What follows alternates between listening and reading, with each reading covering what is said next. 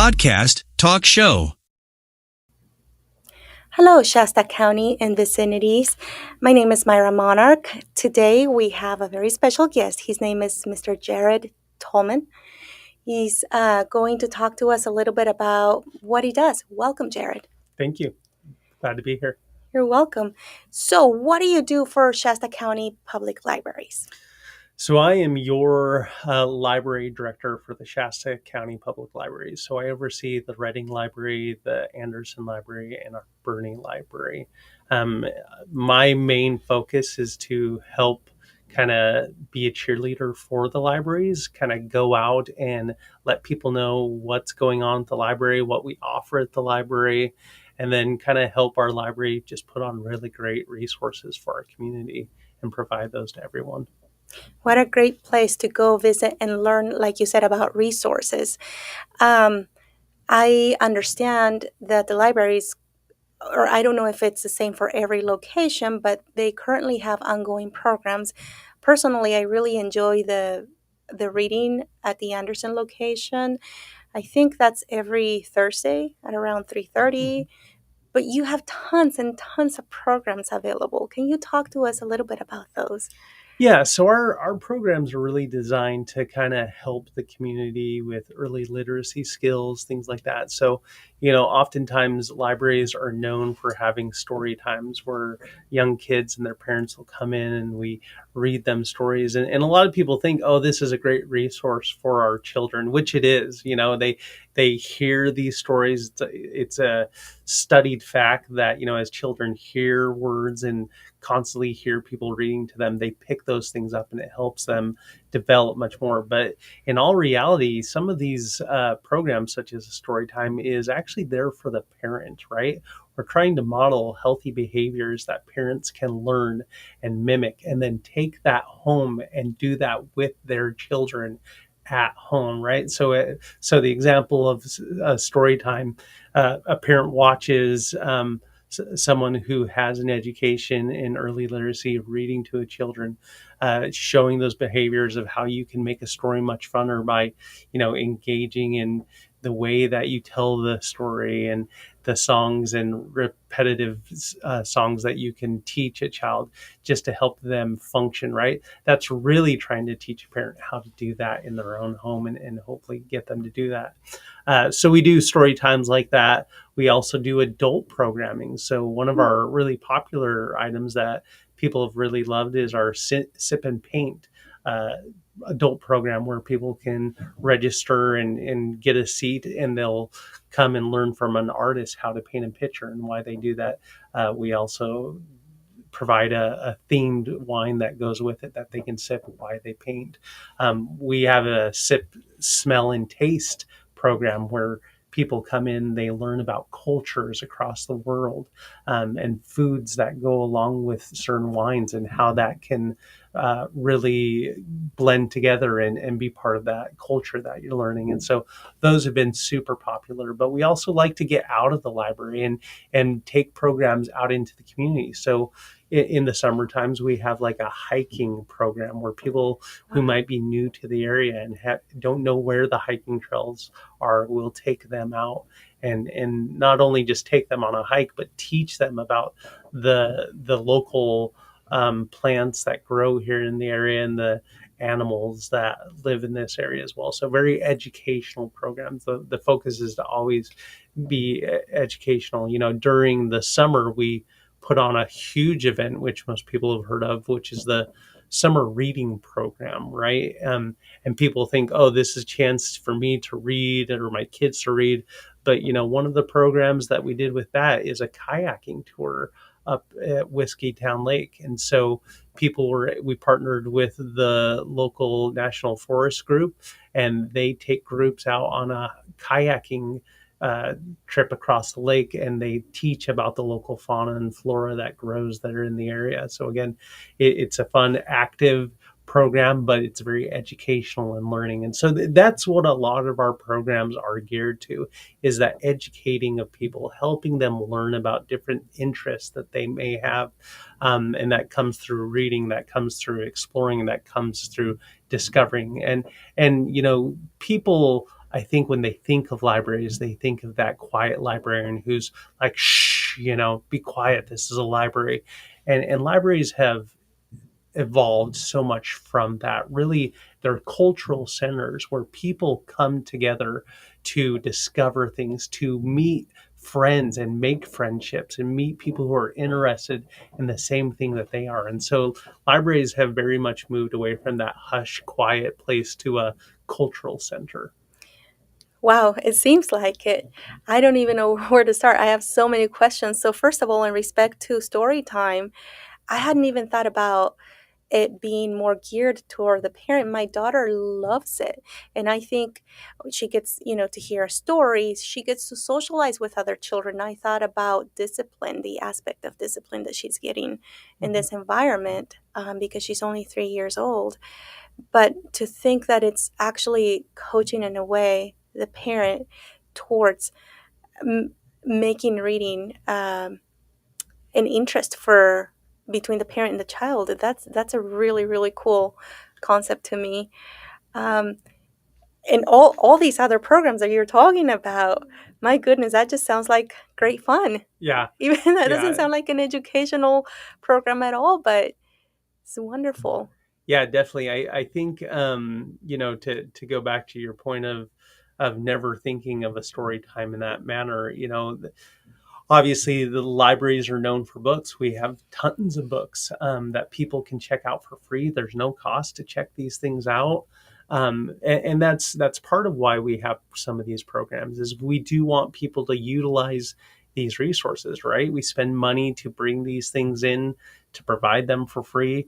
And we want people to utilize them and use them. And so some of these programs are geared around that. Hey, while you're there, you'll pick up a stack of books and you'll take them home and then you'll model that. Where you have a 3-year-old Mhm. daughter, I'm sure she wants to hear stories read to her at night in bed. Well, hopefully from participating in that story time, you have a great idea of how to do that and make that engaging and help her go to sleep as you read to her. And those are important, right? We know, again, from these studies that as children hear these things, they become better readers themselves, right? Because they're constantly hearing vocabulary, which helps them be more successful as they move forward. And having a good education and knowing how to read, it helps you be successful in school, which then transfers to being successful in life, going out, getting a good job, and being a part of our community and helping out, and contributing to the community. And so definitely it starts at that young age and making sure that we're reading to them and helping them be as successful as they can. That's wonderful. Thank you. I'm already thinking that I will sign up for the Sip and Paint and probably all of them. It sounds like a hub of great fun and learning simultaneously. What a wonderful blend.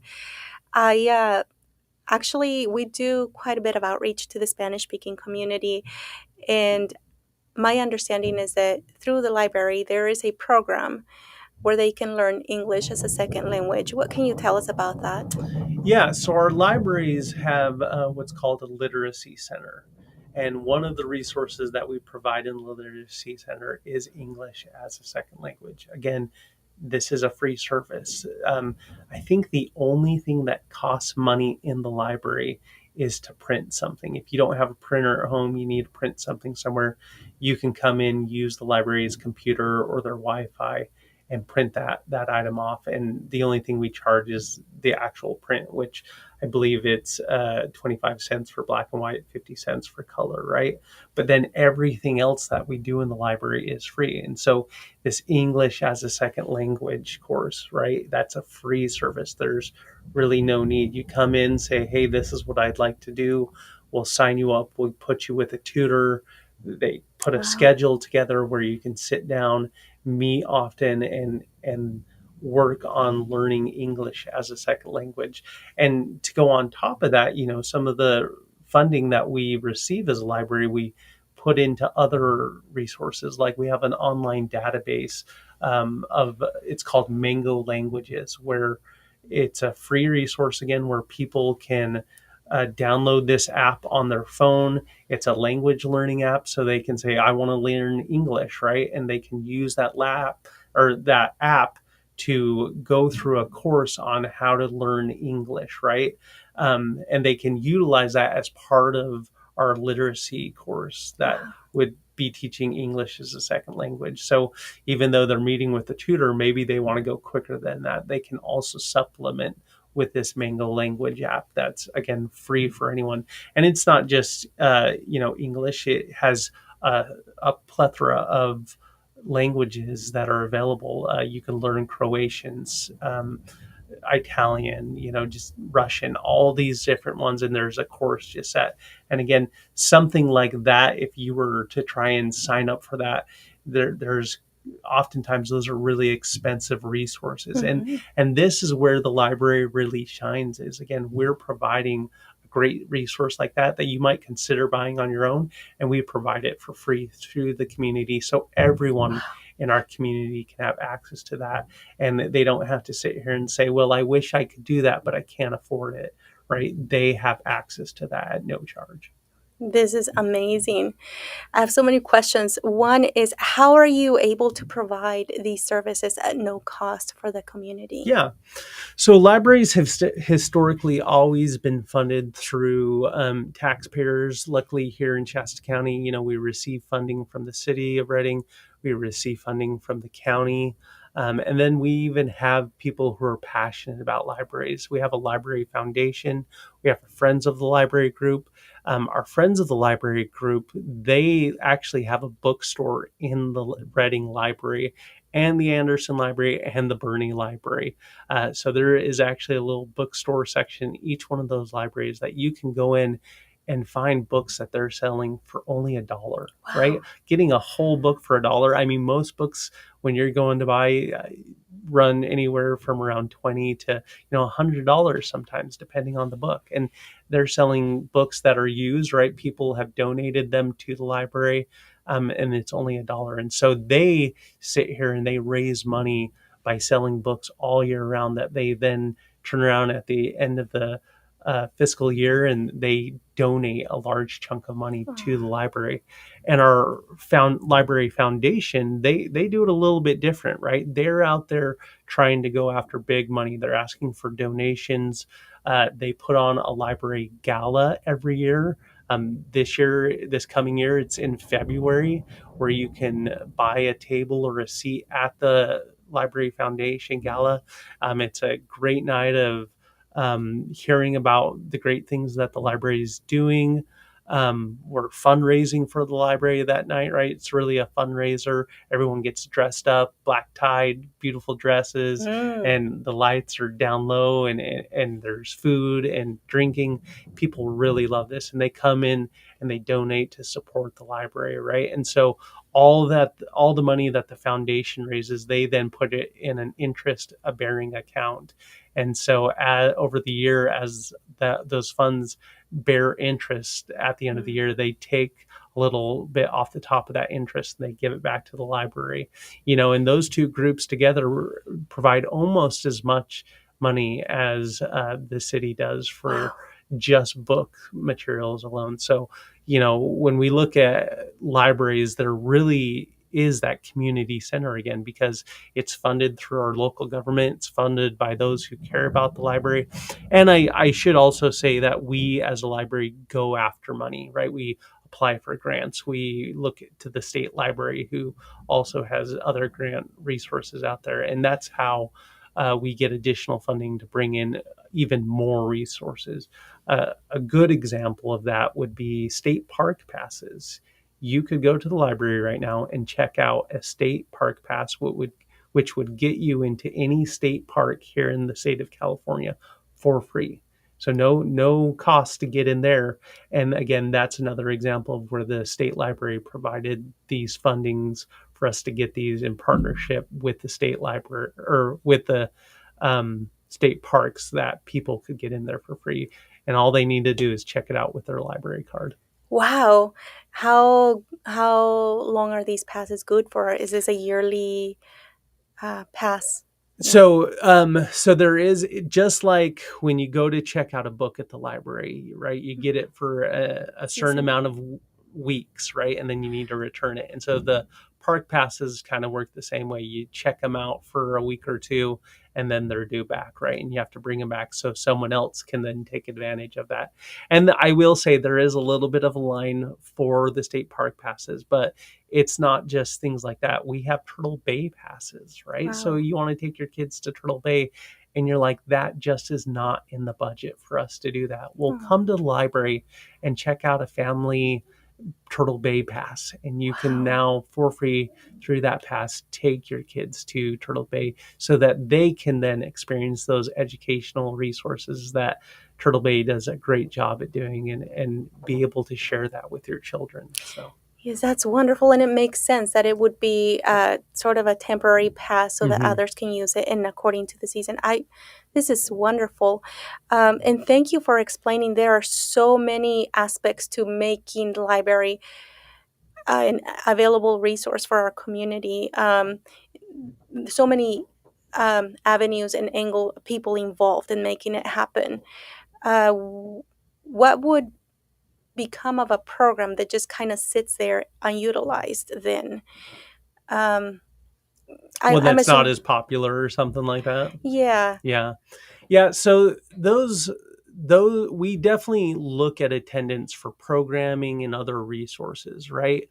I think a really good example of this is our music DVDs, right? As people have started getting smartphones that they can just play music on their smartphone, as streaming has become really popular, having a physical CD has become less and less popular.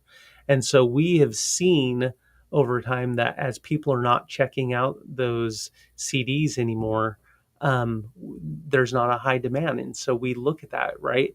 To make room for new items in the library, we definitely look at what is not being used anymore. And after a few years of not being used, sometimes we remove those things from the library to make room for new things. And our CDs are one of those items. No one's really using them. And so slowly the collection is getting smaller and smaller. And it probably will get to a point where we don't do that because there's not a demand for it, right? And so we look at programming, how many people are attending it, is there still an interest? If there's kind of an interest and it's kind of doing well, what changes can we make to make it better, to actually inspire more people to come in? We actually do have a Spanish collection in our libraries, right? Wow. They're not big, but they are there. And that's a collection that we want to see grow. We want to actually see more people utilizing that. And so we kind of look to our community sometimes and say, what are you guys wanting to read? What are you interested in? And we like to hear feedback, right? So say there's a Spanish book that you're wanting to read, but we don't have it, you can actually submit a request and say, could you bring this book in? Oftentimes things like our Spanish collections, if we know it's a Spanish book, oftentimes we'll buy it because we want to see those collections start circulating. And a lot of times if one person wants it and it's a popular title, more people are also going to want it. And so we'll try and bring that in. So we look at how the collections are being used, how the programs are being attended, and we evaluate, are there changes we need to make? Are there things we need to add? Or do we just need to get rid of it and bring something else in that's new and better? Our Mango language app, we actually had those funds going into a different resource just last year. And we found out that a lot of the schools in the area also provided that resource. So we were like, why are we spending money on something that most of the community can get through their local school? Let's actually reevaluate how we're using these funds, and let's put it into something that the community really wants, like learning a language, that there's a great desire for that. And so we try to be good stewards of these taxpayer dollars, or the funds that we receive, so that we can really utilize them where people want them, where they're going to get utilized the most. That makes sense. And so for me, it's just important to highlight that these programs are available. Let's take advantage of them. Yeah. There's so much work and effort that goes into making it happen, not just financially, but the passion to give this to the community. It's a wonderful gift. Well, and I'll add to that. what you'll see in some other libraries around the country is if there's a big enough demand, like in some of our more urban communities, say down south in California, Mhm. there are large Spanish communities that want a story time in Spanish, right? Oh, And yes. if we see that kind of demand, we will do that, right? Wow. So if we're seeing that there's a huge Spanish, say, demand for story time, that's a story time we would create. And as long as the attendance is there, people are coming, by all means, that's the kind of resource that we want to put on and provide for the community. Wonderful. Yeah. Thank you. Thank you for highlighting that. Just so much information that you've given us. I'm so thankful that you were able to join us. Um, and and it's good to know that even if one of the programs is no longer utilized or maybe cost efficient or no interest, that there's a constant sort of like you're evolving Mm-hmm. to fit the demand. Um, Great resource, great fun, great learning, all free. Yeah, and the other thing I would like to mention is how to get a library card, Okay. right? Again, there's no cost to get a library card. All you need to bring in is a current like utility bill that shows your current address Mm-hmm. and a driver's license. Those two things, just showing you are who you are and here's your address, will get you a library card, and then you get access to all of these things.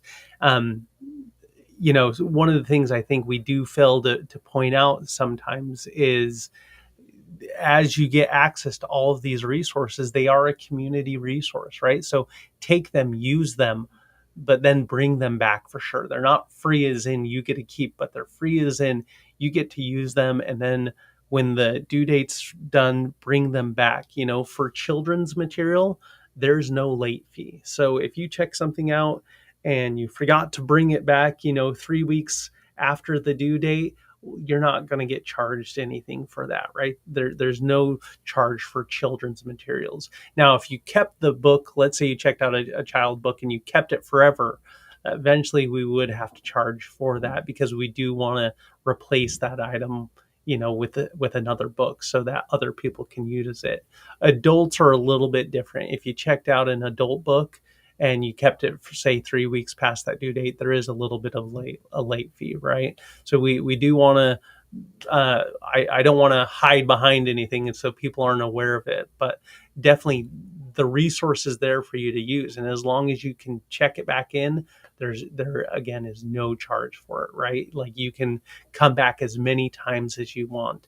One of the other things I'll plug in here, if we have time, Of course. is one of our big programs coming up in October is our spooky night Hmm. at the library. And so this program happens at the end of October, obviously closer to Halloween.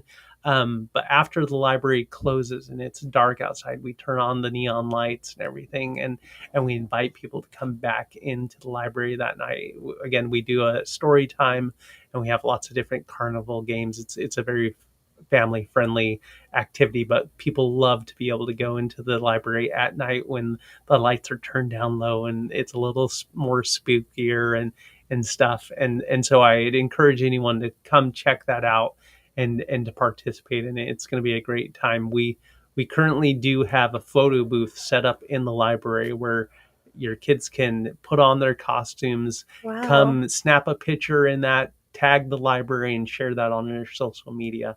We'd really like to get the word out about the spooky night at the library, show your enthusiasm about it. Again, we're all about individuals and families, and we want to support that. So come check us out. Sounds like great fun. Can't wait to be there. I know I'll be there for sure. Jared, it's been a pleasure having you. What is there anything else that you would like to add? I know we covered a lot. How can people learn more? Do you have a website, which we'll add to the description, but can you Yeah, share it? we absolutely have a website, and our website is actually a really great resource. It's shastapubliclibraries.org. You can go on there and say you're at home and you're like, well, gosh, I wonder if they have this book that I want to read. You can go onto our website and search our catalog, Oh, and it will show you whether we have the book or which branch it's at, whether it's the Anderson branch, the Reading branch, or the Burning branch. Say you live in Anderson and the book is that you want is in Reading, you can actually request that book, and we will pull that book off the shelf, get it in transit, and get it sent down to Anderson so that you can pick it up in Anderson and read it. And again, we wow. don't just do books, right? There's audiobooks. A lot of people love listening to books, and one of our really popular apps is called our Libby app. And this app, you can again use your library card, log into the Libby app, and you can get ebooks and audiobooks and even digital magazines on that. So, say you're a cyclist, you love riding bikes, and you subscribe to a cycling magazine. Well, we probably provide that cycling magazine for free.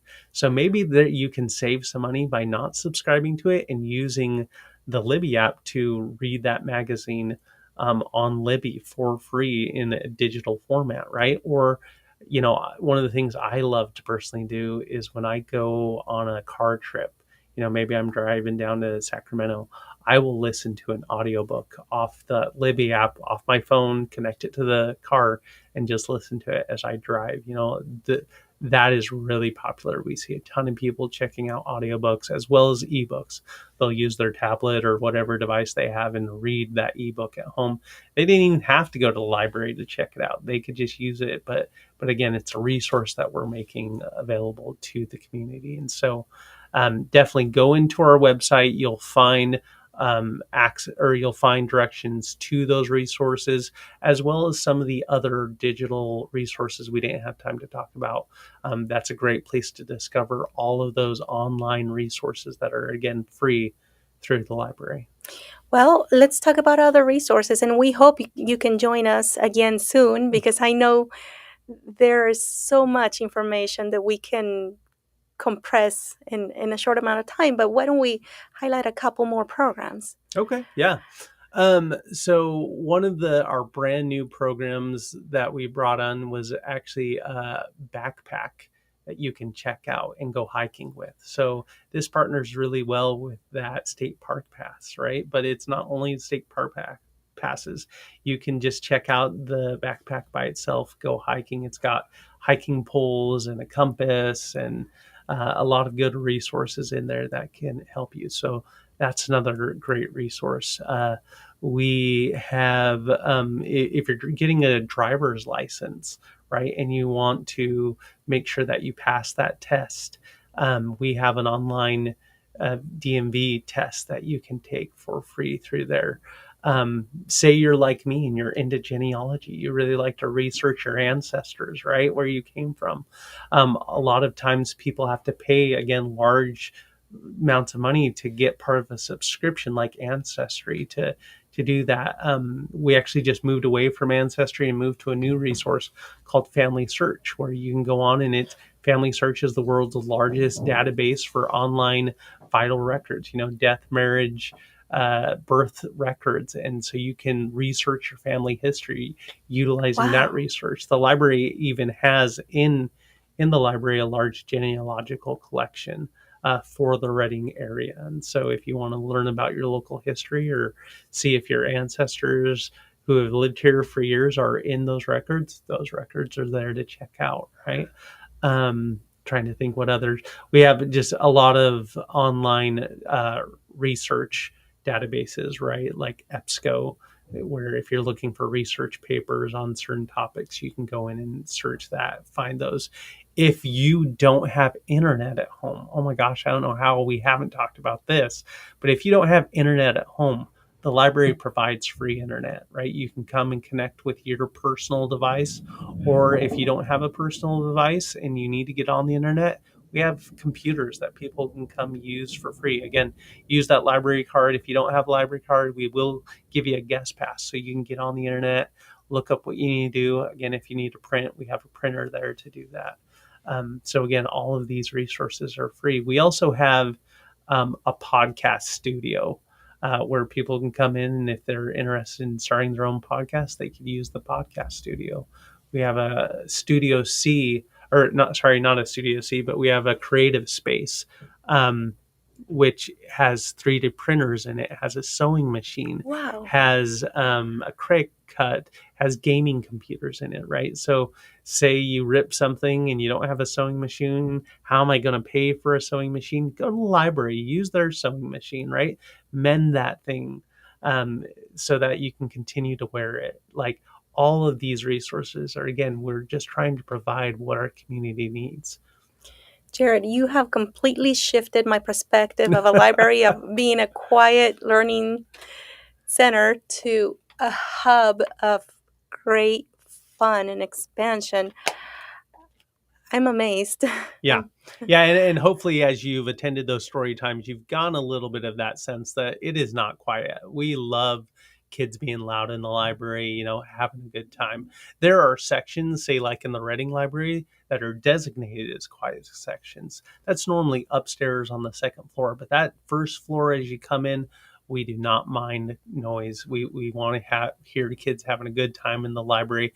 We actually just this year launched a Nintendo Switch in our teen area, right? So teens can come hang out in there. Wow. And there's a Nintendo Switch that they can check out the remotes, play it there on the TV, and then again return them when they're done. Um, and there's just, we could probably sit here for a couple more hours talking about literally all of the things the library has, and we don't have the time to do that, unfortunately, but you probably do have the time to come in and check it out. And so that's what I encourage people to do, is come in, check out the library, see what we have, what interests you, right? We're not just a place for books. We have so many resources, and you just got to come in and see it and check it out, and be part of the community. And you might find a specific program that we haven't mentioned today that just appeals to you, and you're like, I want to do that, right? Maybe it's yoga and doing a relaxing yoga session that we'll put on. We've brought in fire dancers to teach fire dancing and things like that in the past, and Wow. all these things are just, it's always changing. And so go to the website, go to our events page, see what's going on, and find something that interests you. Maybe you're like, look, I don't want to check anything out, I don't really need anything like that, I just need to find a quiet place. We have study rooms. You can come reserve a study room, go into the study room and get that quiet place to do whatever you need to do, research, whatever. Maybe you're like, well, I have this large program that I'm trying to put on, I'm a nonprofit, and I want to bring people in to make them aware of this resource. We have large community rooms that hold up to 150 people, right? So you can Wow. reserve that space and come in. And maybe while you're at the library, you get a little snacky. The Reading Library has a cafe. You can go get a snack real quick, eat it, come back into the library, and keep doing what you're doing. Awesome. Well, Jared, thank you so much for all this amazing information you're sharing with us, and for all your contribution, your work in making this wonderful hub of fun and learning available to the community. We hope to have you again soon in the near future, to continue sharing about all these amazing resources. And in the meantime, is there I know there's a lot, just anything else that you would like to add? No, thank you so much for letting us come. Again, I'd love to come back anytime, share more things. If people have questions, right? If they reach into you guys with questions, by all means, let us know. We'll come back and do another segment to answer those questions. But definitely, best thing to do, come in, check out the library. You heard it. Well, thank you for joining us. Thank you, Jared. We hope to see you next time. And in the meantime, have a wonderful rest of the day and enjoy your weekend. You too. Thank you.